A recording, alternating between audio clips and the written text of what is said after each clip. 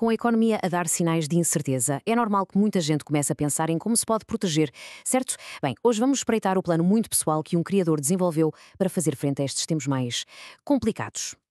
A pergunta é mesmo essa, não é? Como é que nos preparamos para uma grande recessão económica? É a pergunta de US$ 1 milhão.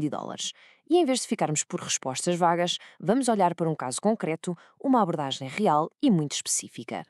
Agora, um ponto muito importante: o que vamos ver a seguir não é de todo um conselho financeiro para toda a gente. Pensem nisto como um estudo de caso. Vamos analisar o caminho de uma pessoa, uma estratégia que foi construída ao longo de mais de uma década e que serve o perfil e o contexto dessa pessoa em específico.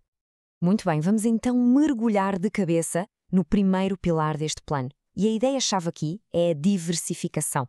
Mas atenção, não estamos a falar de diversificar investimentos, mas sim de algo que vem antes disso, diversificar as próprias fontes de rendimento.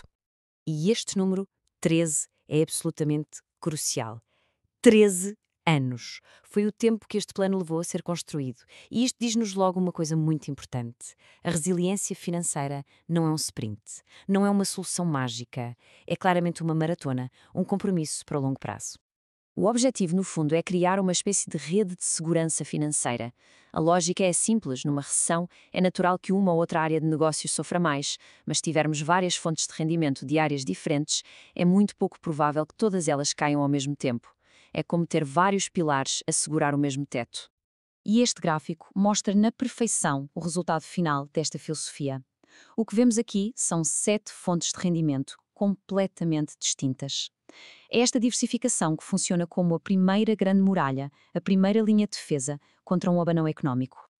Ok, então já vimos a primeira parte do plano, mas como é que isto se complementa? Vamos agora ao segundo pilar, que nos leva para o mundo dos investimentos, mais especificamente para o mercado de ações, mas com uma filosofia muito particular. E a estratégia aqui é super rigorosa, com critérios que não são negociáveis. A caça é a empresas que sejam excelentes, com bons fundamentos, que tenham um histórico de lucros a crescer.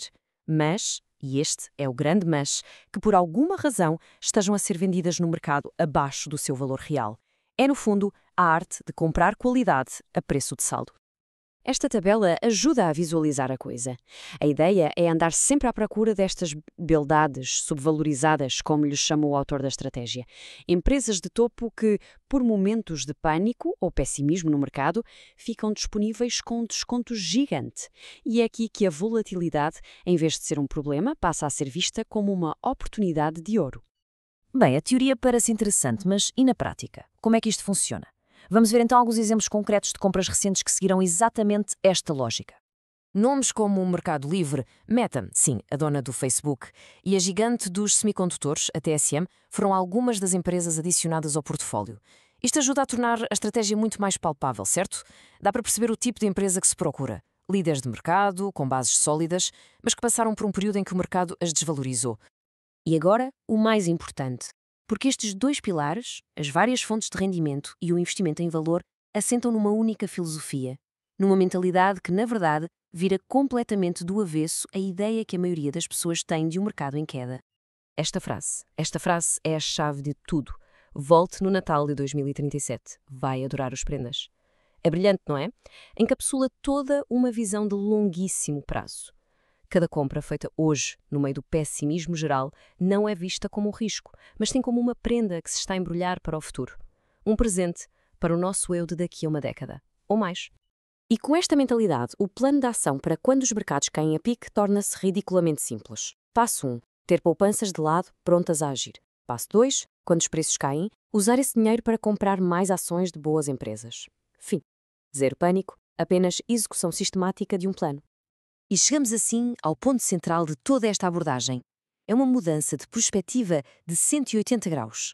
De repente, o mercado em queda, que para a maioria das pessoas é sinónimo de crise e de medo, transforma-se na maior das oportunidades. É visto como a melhor altura para construir riqueza a sério, a pensar no longo prazo. Isto deixa-nos a pensar, não deixa?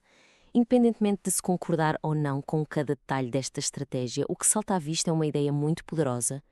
No mundo que vive obcecado com o ruído do curto prazo e com a gratificação instantânea, talvez a paciência, a simples capacidade de pensar e agir com um horizonte de décadas, seja, no fim de contas, o ativo mais raro e valioso de todos.